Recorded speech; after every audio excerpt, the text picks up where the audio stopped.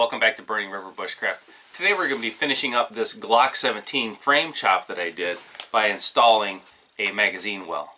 So in an earlier video I took a full-size Glock 17 and chopped the frame down to make it closer to a Glock 19. So here is a subcompact Glock 19 and here is the chopped down Glock 17. So it accepts the shorter magazines just fine.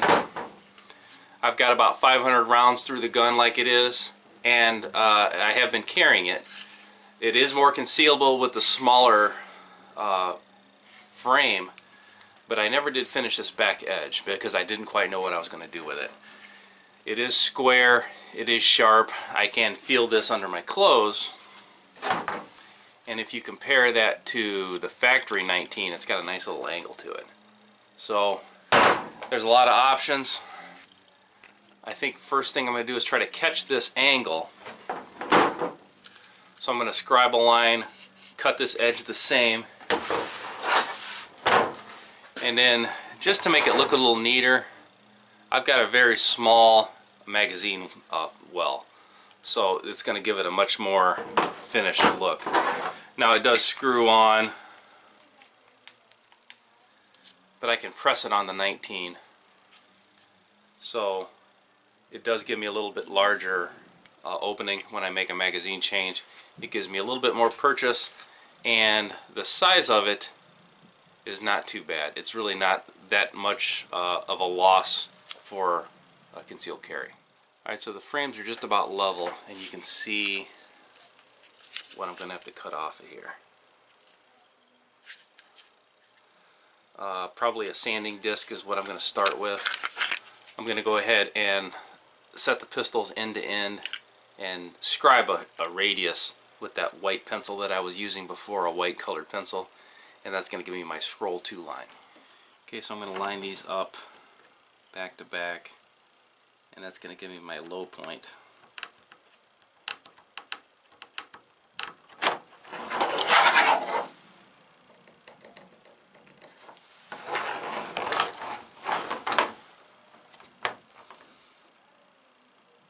Alright, so this is going to be the low point on the frame. This is going to be the angle I'm going to take. So I'm just going to connect the dots essentially.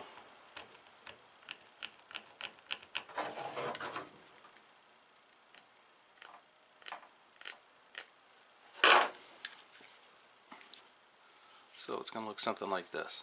So to catch this general radius here, I'm going to be using a sanding drum on a Dremel. So I'm just going to plunge to the initial depth center, and then I'll just kind of work my way up. And I will start light and, you know, take it easy.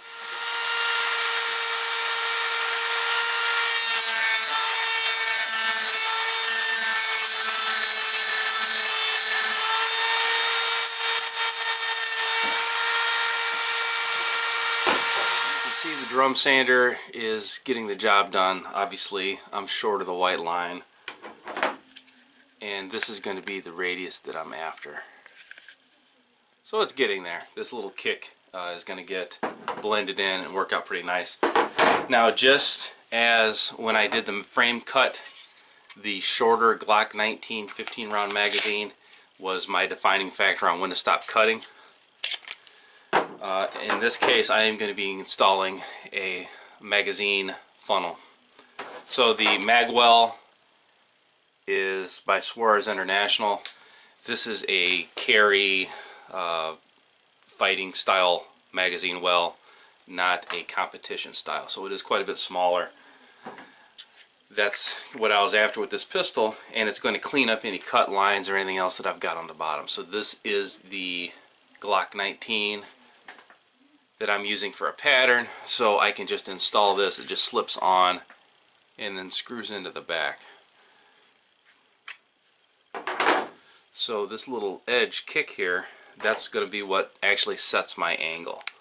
So this is going to set in here, and when this thing fully seats, then at least I have the angle correct. Now it's held in place. There's a couple different plugs that came with it. They're for the generation 1, 2, and 3 I think this one is the 1, 2, and 3. This one is the 4 with the little notch on the bottom. This is going to go into place. It's going to go in through the lanyard hole, and then it screws into place to hold the magazine well in place. Now there is a cut on this, and the original Glock 19 has a cut here just like the 17 did. You can see it. Here it is right there. Now what that is for is if you have a double feed. So if the round did not get ejected from the barrel and it's trying to feed 2 rounds into the gun at the same time, when you go to clear that, you're going to hit your magazine release and it's not going to come out. So some guns have a protrusion on the front of the magazine like a 1911 has. This hole is actually for you to stick your thumb in and pull it out. And then what that little crescent lets you do is get your thumb in there and pull it out further. So by installing a magazine well, I'm losing that feature, but that's just part of the fact that it's a custom gun. It's not the factory cut. So again, this is the factory Glock 19. Here's the part. It slips in, and you can see that little crescent cut in it, how it sits right in there as a stop. So my chopped Glock, I cut that U-shaped notch out. So I have a couple options. I could go in there with a Dremel tool and a sander and try to match the radius, so I could try to Dremel down into here and get that U shape. But the problem with that is A, it's a difficult spot to work, and B, it is a functional part, but I'm bypassing that function by putting a magazine well in there in the first place. So what I'm actually going to do is I'll grind this flat. So I will modify this piece instead of modifying the plastic pistol, just because it's a lot more work and there's zero gain in it for me. So I'm going to be taking the Gen 4 insert, and there's a pretty good angle of it right there. So I'm just going to file this flat until that goes down even with the gun. Once that's established, that'll help me get this line exact.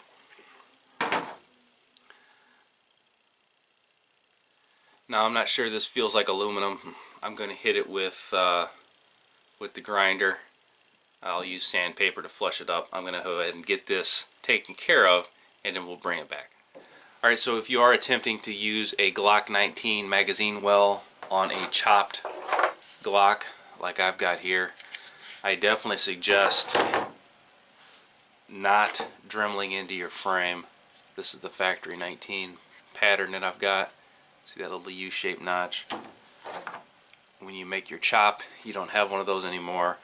Rather than try to Dremel in that little bit of area in your magazine well, which is a pretty darn important part of the pistol.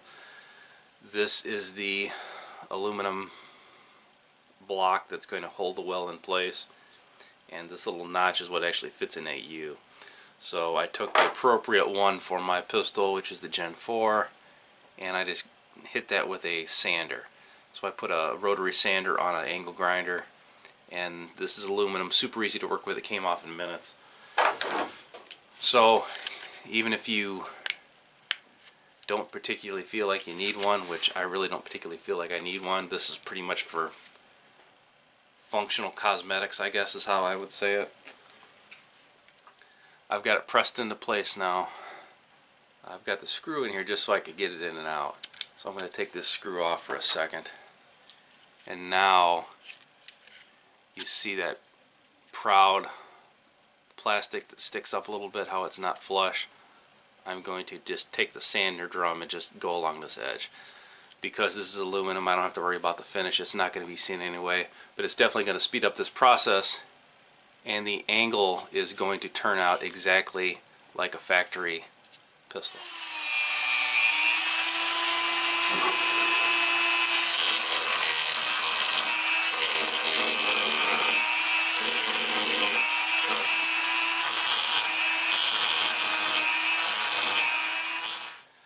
So having that guide on there was perfect. That block gave me that angle, no ifs, ands, or buts. I took it down to where I was just barely kissing the paint off. You know, I can feel that's a nice flush edge. The angle, there's the factory, there's the angle. You know, that's exact. And then I'll put it on my left hand so you can see a little bit better. It's rounded off more and actually curves around your palm just like the gun was intended to. That was one issue I was having when this was a sharp angle, is it just wasn't comfortable either to shoot or to carry. I could just feel that little edge sometimes. So this is the best way to get this angled cut, is to pick up one of these little adapters. Even if you were to buy a magazine well, a flared magazine well, don't even plan on using the thing. Get it, use it for your pattern, sell it used without one of the adapters, without the Gen 4 or the Gen 3 adapter. This is pretty slick, but it still just doesn't have that nice factory look. So I think I'm going to go ahead and install the flared magazine well. Again, it's not a functional part for me. I mean, it is functional, but it's not a need. It's definitely just going to... Alright, so just taking those nubs off a little bit, I was able to slide the piece on, and you can see that my angle is correct, or correct enough, I guess. So now this potentially could be the hardest part of the build. The plug itself, this is the one that I didn't modify. You can see I've got a screw hole that's going to go through the lanyard hole. So, and I cut the lanyard hole off of the chopped gun.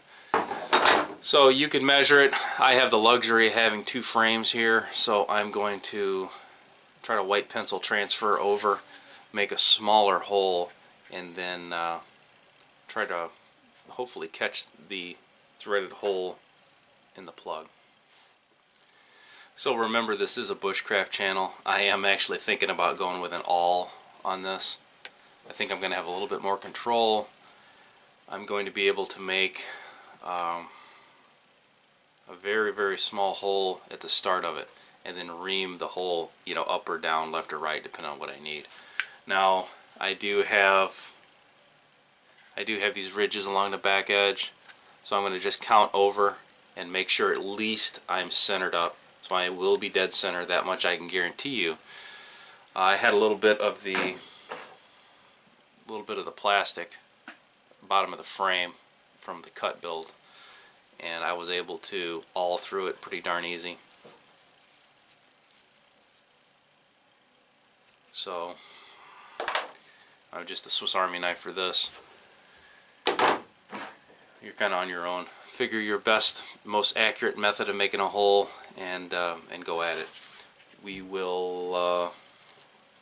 I'll do a small exploratory hole, insert the plug, and see if I'm right or not. The good thing about an awl is this only cuts on one side, so I saw I was a little bit off to one side, so I can just insert the awl and just ream it on one side, reverse it, ream it on the other side, so I can make this hole move up, down, left, right. And it's undersized right now, which is exactly what I want. Let me get this plug in and see how close I am to where I need to be. Okay, so right now I've got the screw started. The insert is not in the pistol, and the screw head does not protrude into that slot. So I'm going to go ahead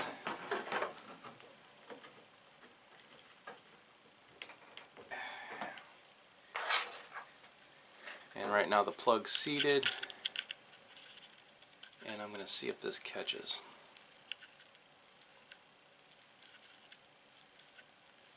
Okay, so far so good. Now it should let it float up and down, and it'll draw it if it needs to, and then I can clean this plastic edge up. But it seems like it's threading right in there. Alright, so now that it drew in, I've just got a little more uneven, but this is its final resting place.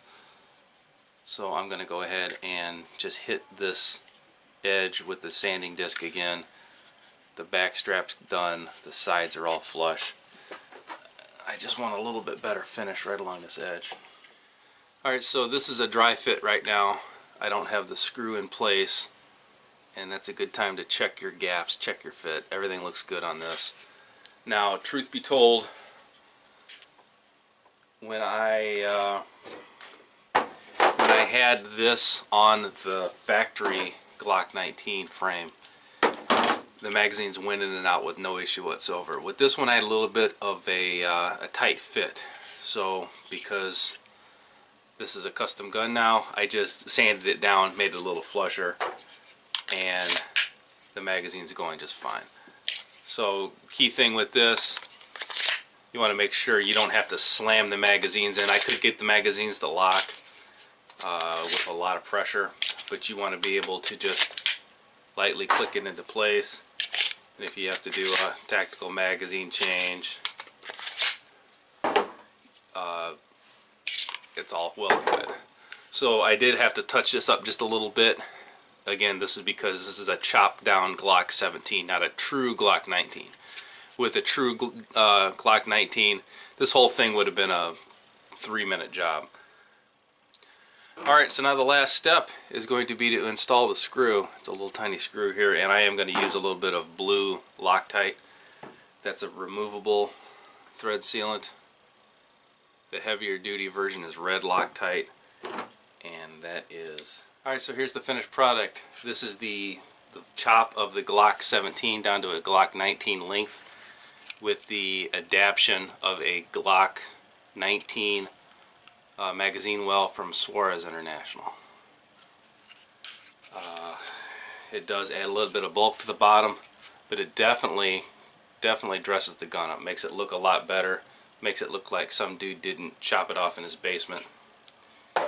The empty mag insert's fine, slams in and goes in slow, plenty of clearance.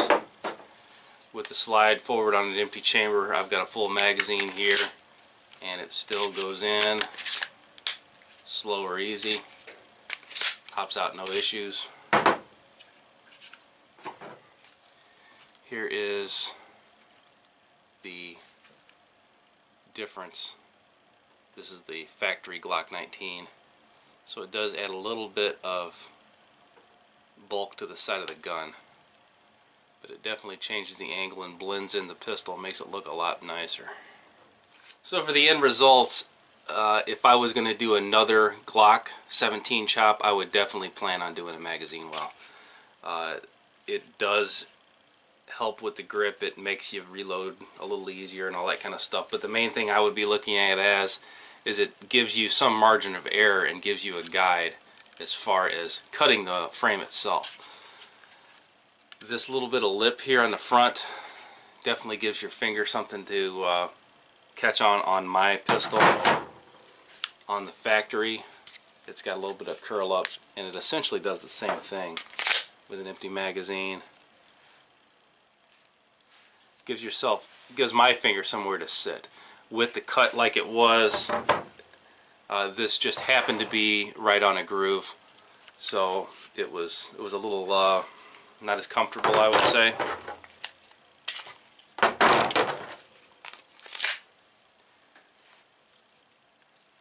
And my hand with this, I've got a full grip, and I am not touching the magazine at all. So any magazine changes, anything like that, I don't have to modify my grip and open up my hand like you do with some of the subcompact pistols.